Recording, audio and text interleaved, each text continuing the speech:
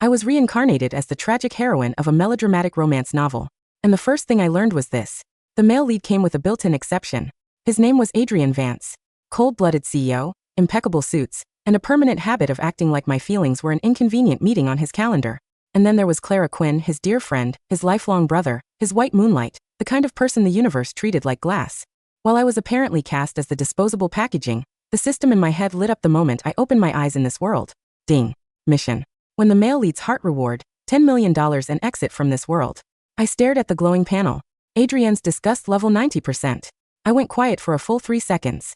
So this was my punishment for reading a tragic romance, cursing the author, and calling the whole plot brain damage. The system started chirping enthusiastically, explaining how I needed to suffer properly, cry at the right times, beg at the right times, endure humiliations with trembling lashes so Adrien could realize his true feelings, and we could reach a perfect happy ending. I felt my liver ache on principle. Okay, I said sweetly inside my head. Sure. Then I turned around, opened my contacts, and called the tallest, prettiest problem I could find. He picked up on the second ring. Luke Shaw, I said. Syrup smooth. Are you free tonight? There was a pause, then a lazy laugh. Depends. Are you inviting me to do something reckless, Mrs. Vance? Not reckless, I said. Helpful. You're sick, right? I have a fever. Perfect, I replied. Come over, the system screamed. Host, what are you doing? Improving the plot, I murmured. Less than an hour later, Luke showed up at the front gate of the villa like he'd been delivered by fate with express shipping, soaked from the rain, cheeks flushed from fever, hair damp, shoulders broad enough to block out common sense. The dorms got locked down, he said, voice all innocent sincerity. They wouldn't let anyone in nor out. I didn't know where else to go. I stepped aside. Then you're in the right place. By midnight, we were tucked into the living room like it belonged to us. Horror movie blaring, eerie music crawling under the skin, shadows stretching long across polished floors. Luke sat beside me, wrapped in a blanket, pretending he wasn't scared. He was failing. The movie hit a quiet moment. Too quiet and right on cue. The house plumbing clanked somewhere in the walls. Luke jolted. Does the pipe always make that sound before the ghost shows up? I nodded solemnly. Classic horror trope. It's basically law. He leaned a little closer as if the laws of physics were negotiable. Then next time my dorm pipes make noise, I'll just think of you and I won't be scared. He smiled just a little, revealing a single sharp dimple and one tiny fong-like tooth on the side. And that was when I noticed what he was wearing. Deep navy silk, button-down pajama top. Adrienne's pajama top, 3 buttons undone, because of course they were, revealing a clean slice of collarbone, and the kind of abs that made the system temporarily forget how to speak. Luke caught me looking and flushed harder, embarrassed. Souris, sis. I don't really watch horror movies. I'm kind of terrified. I offered. He nodded, clutching lightly at my sleeve like I was a lifeline. Inside my skull, the system made the noise of something dying. Host, that is a high-grade green tea boy. Where did you even find him? I smiled at the screen completely calm. I told you I'm improving the plot. The horror movie reached the build-up. Silence, slow footsteps, the camera drifting down a dark hallway when the electronic lock at the front door clicked. The sound matched the pipes almost perfectly. I screamed on instinct and dove straight into Luke's arms like I had been rehearsing this moment my whole life. Luke's mouth twitched. His arm slid around my waist, steady and warm, protective without being possessive. Then the door opened. Adrien stood there in a crisp suit looking like he'd stepped out of a magazine, until your eyes traveled lower. Because he wasn't alone. He was half carrying Clarkin. White dress, perfect makeup, brows pinched delicately like pain was a fashion accessory. Her body leaned into his soft and familiar like she belonged there. Adrienne's gaze snapped to me. Two's navy silk pajamas. His expression froze in disbelief. I didn't even wait for him to speak. I pulled myself out of Luke's arms, hugged my own shoulders like I was offended, and said sharply, "You're back and you didn't even tell me. Do you have any idea how badly you just scared me? We're watching a horror movie." Adrien blinked like he couldn't process the fact that I was scolding him. I popped a chip into my mouth. Luke held the bag out for me like a beautiful assistant and chewed slowly before adding, "Luke has a fever. His dorm got locked down. He needed a place to stay for one night. He was soaked, so I let him wear your pajamas. It's not like you come home often." Then I tilted my head toward Clara. "This is Clara, right? The one who's always not feeling well. Take her upstairs. Let her rest. And please turn the lights off when you're done." The scary music hits harder in the dark. Clara's mouth tightened for half a second before she softened her face into concern. "Adrien, don't be mad. Maybe your wife has her reasons. He's her relative, perhaps." Adrienne's jaw flexed. His eyes reined at the corners. He sat Clara down too abruptly, then pointed at me, finger trembling with rage. "You let another man wear my clothes?" He snarled. "Serafina, do you have no shame?" That was the exact line he'd used in the novel. The original Serafina would have collapsed, begged, apologized. But I wasn't her. Before I could reply, Luke lifted his head. Under the warm light, he looked pale from fever, wide-eyed and clean-faced, like a wounded puppy that had somehow wandered into a war zone. Sis, he asked softly. Is his brother-in-law mad? He paused, then looked straight at Adrienne. Confusion sharpened into a quiet little blade. Is he mad because I wore his pajamas or because I'm here at all? Adrienne's voice went cold. This is my house. What do you think? Luke nodded like he understood. Then very gently he dropped the bomb. Oh. He blinked, innocent. That didn't you bring your friend home too? The room went still? Luke continued, tone almost puzzled. So your friend can stay, but my sister's friend can't. Clara's hand snapped onto Adrienne's arm. That's different, she said quickly. Sweet but sharp. Adrienne and I grew up together. We're basically brothers. We're not like ordinary men and women. Luke's eyes widened in admiration. Wow, brothers. Then he turned to me, still wrapped in his blanket, still radiating wholesome sincerity.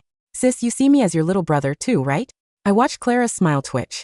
I watched Adrienne's expression darken and I smiled. Yes, I said warmly. Luke is my mom's best friend's son. That makes him family. Inside my skull, the system shrieked like an alarm. Host, you're ruining the romance. He's going to hate you more. And then ding. Male-led disgust level -2. The system went dead silent. I let my mouth curve just a fraction. AI was still AI. It didn't understand the oldest, stupidest truth in the world. For men like Adrienne, love wasn't the switch that flipped first. Competition was. Clara recovered fast. She sat down like she owned the living room and sneered at Luke under her breath. This is the wife you chose. No manners, no class. This kind of boy toy green tea isn't even worth my attention. I sipped my tea like I was watching a reality show. Adrienne's face went from red to green so quickly I almost admired the range. Get him out, he hissed. Now Luke shifted closer to me, blanket sliding. Just enough skin showing to be inconvenient. I slammed my water down on the table. What are you yelling for? I snapped. He's sick. He got caught in the rain. Adrienne's fists clenched. Serafina, we are married. Oh, I said flat. So now you remember. I tilted my head.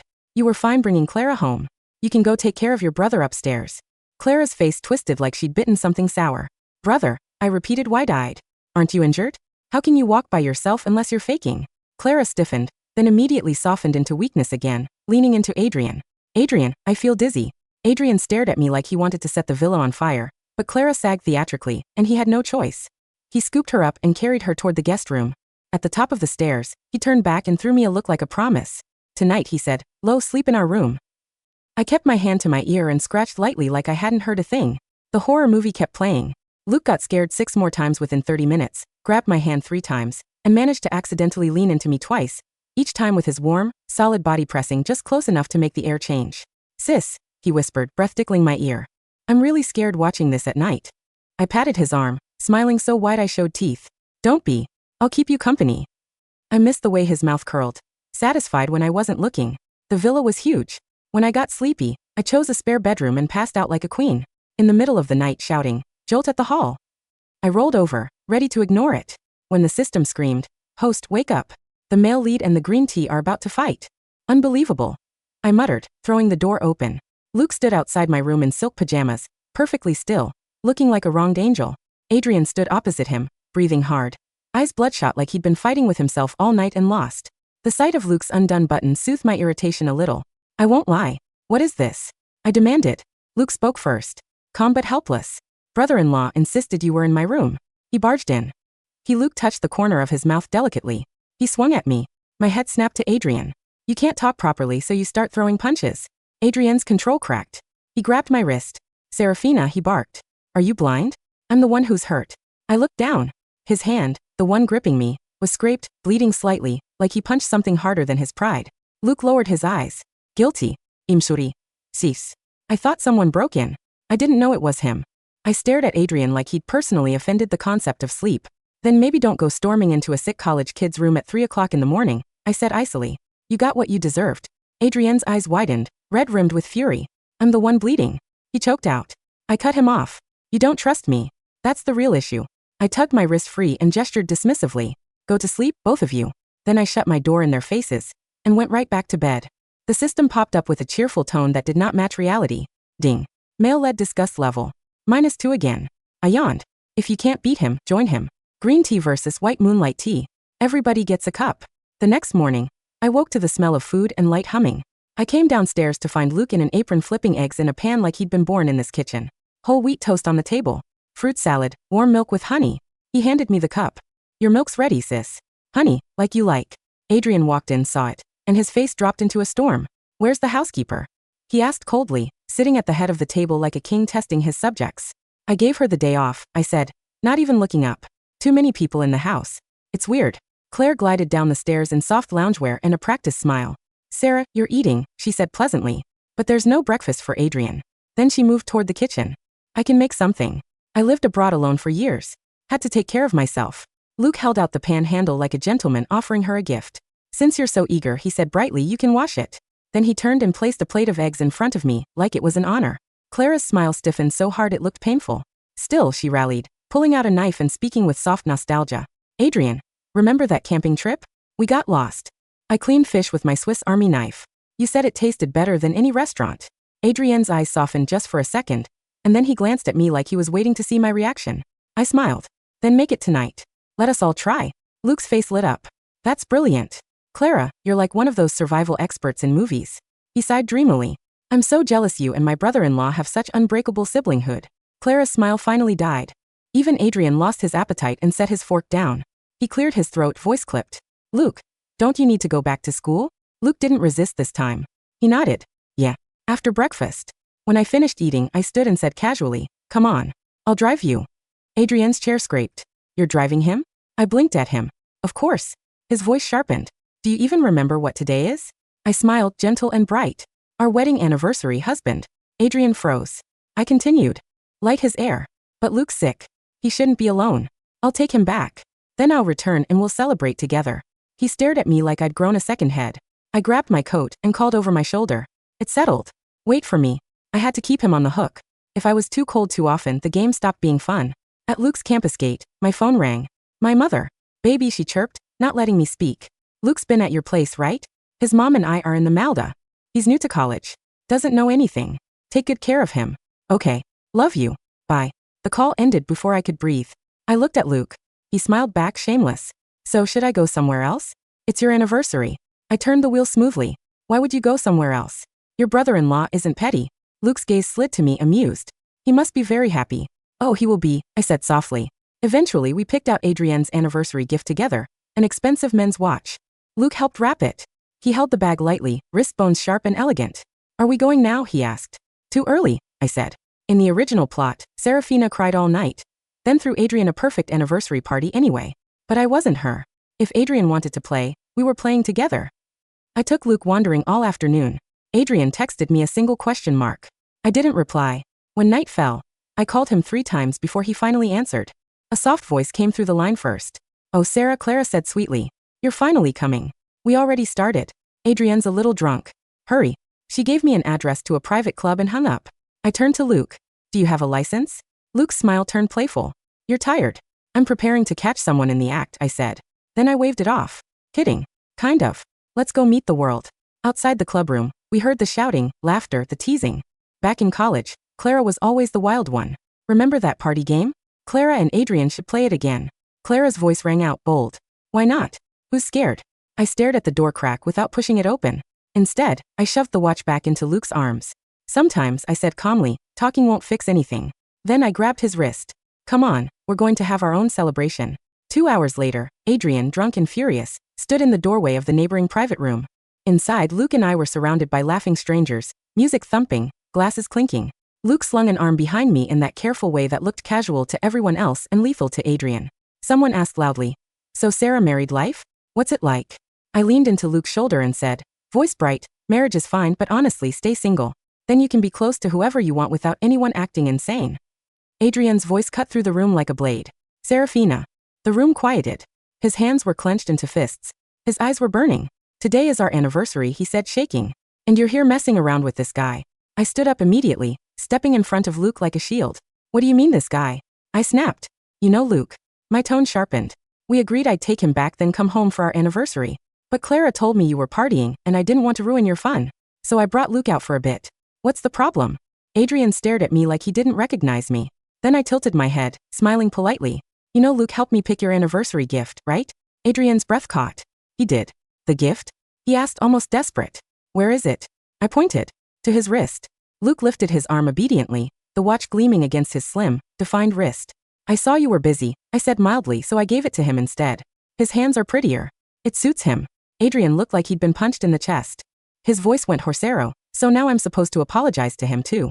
I watched him with patient disappointment. In our circles, manners matter.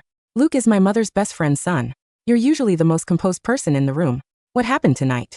Luke added gently, voice soft and disapproving in the most infuriating way. Brother-in-law. If someone did this for me, I'd be moved to tears. I nodded approvingly. See, you should learn from him. Adrien finally snapped. He grabbed my wrist. Come home. Luke stood up so fast his chair scraped. The sweetness vanished from his face. Let go of her. Adrien swung his gaze to Luke. Pure hostility. Luke didn't back down. And then the men did what men did when pride replaced logic. They collided. A messy scuffle. Someone hit something. Someone cursed. A glass shattered somewhere. I shouted once. Then I kicked Adrien's shin hard enough to make him stumble back and stop. Luke's cheek was re-ened. His mouth bruised slightly, eyes shining with hurt. He turned to me like I was the only safe thing in the room. Sis, don't fight with him. It's my fault. I didn't want you to get hurt. I cupped his face with a sigh. Pure tenderness performed and half real. It's not your fault, I murmured. I'm taking you to the hospital. Then I looked at Adrien ice cold. I don't understand what you're doing, I said. Today is our anniversary. I agreed we'd celebrate when I got back. You chose to go out. Fine. But you show up here drunk, throwing accusations, starting fights. Why? Adrien's chest heaved. You changed. I walked past him. No, you have. I turned back one last time, voice sharp as ice. Look at him. You did this. And if he wasn't here, would you have hit me instead? Adrien went rigid. I didn't wait for an answer.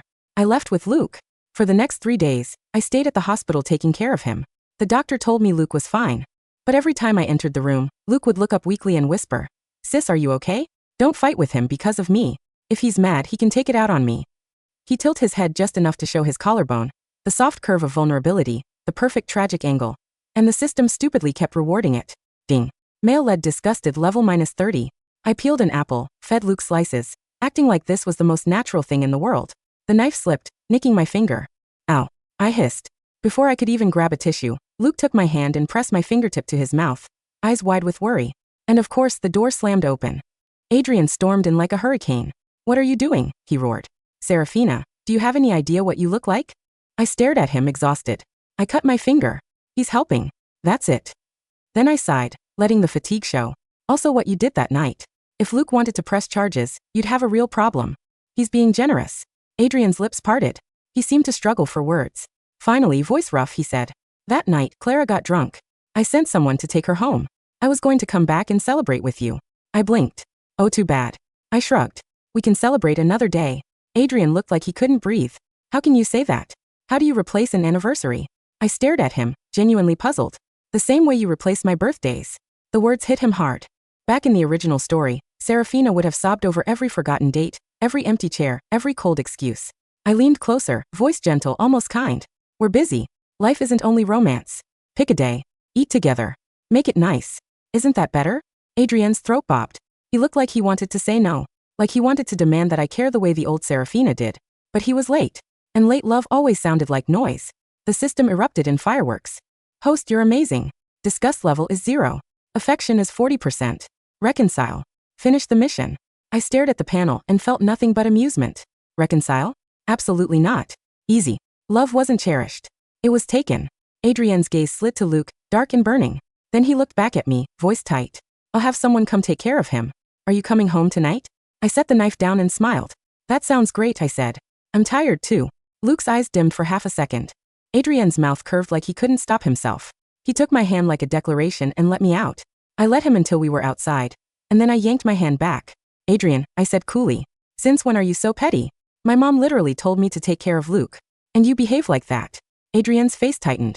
You call him your brother. Do brothers do that? I gave him a pitying look. You've really changed.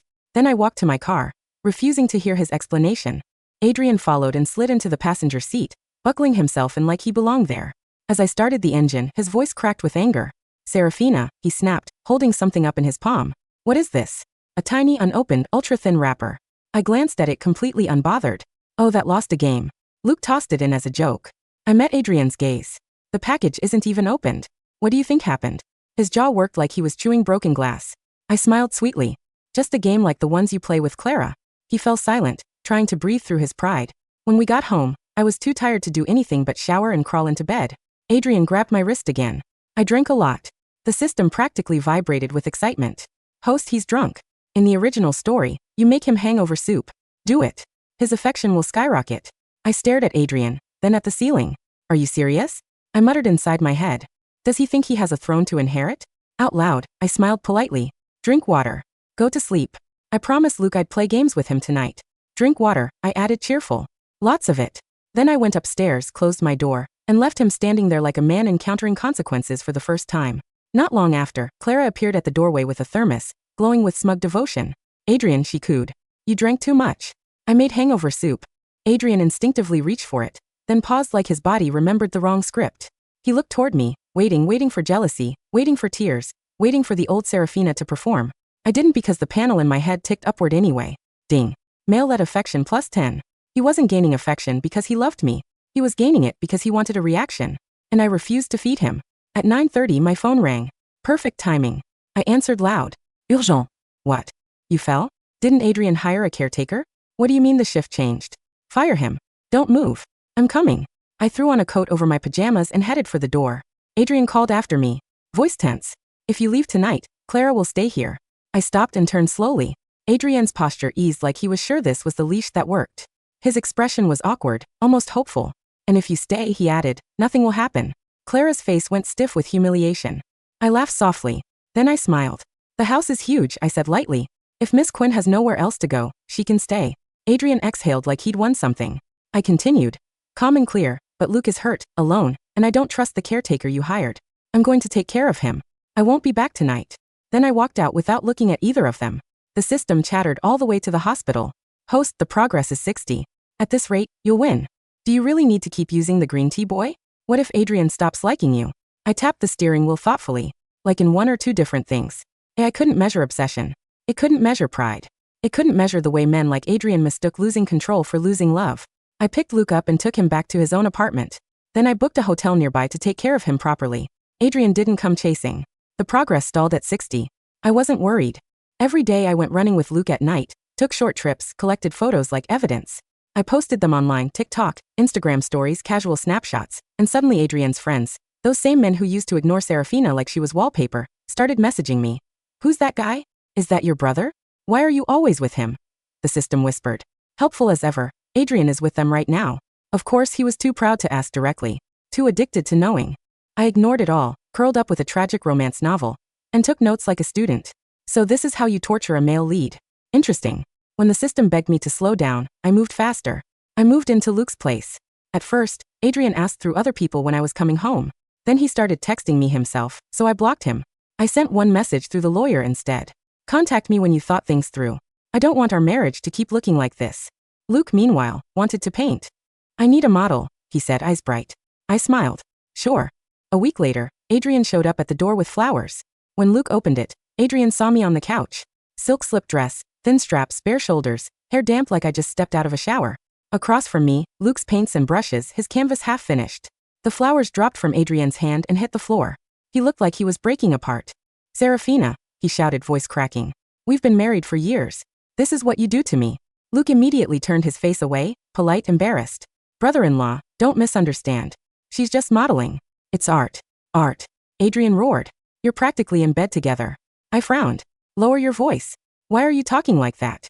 Luke lifted his brush. Sarah, hold still. My hand's tired. Adrien lunged and snatched the canvas. Before Luke could react, Adrien ripped it. Once, twice, over and over, paper tearing like something inside him. I stood up, fury flashing. Are you sick? That's his work. Adrienne's eyes were bloodshot. Look at yourself. He hissed. You're my wife. I crossed my arms. So being your wife means I'm not allowed to have friends. I stepped closer, voice cold. You played your games outside. Did I stop you? Get out. I don't want to see you. Adrienne's breath shook. Then he said, raw and desperate. Did you ever love me? I laughed quietly like he told the funniest joke.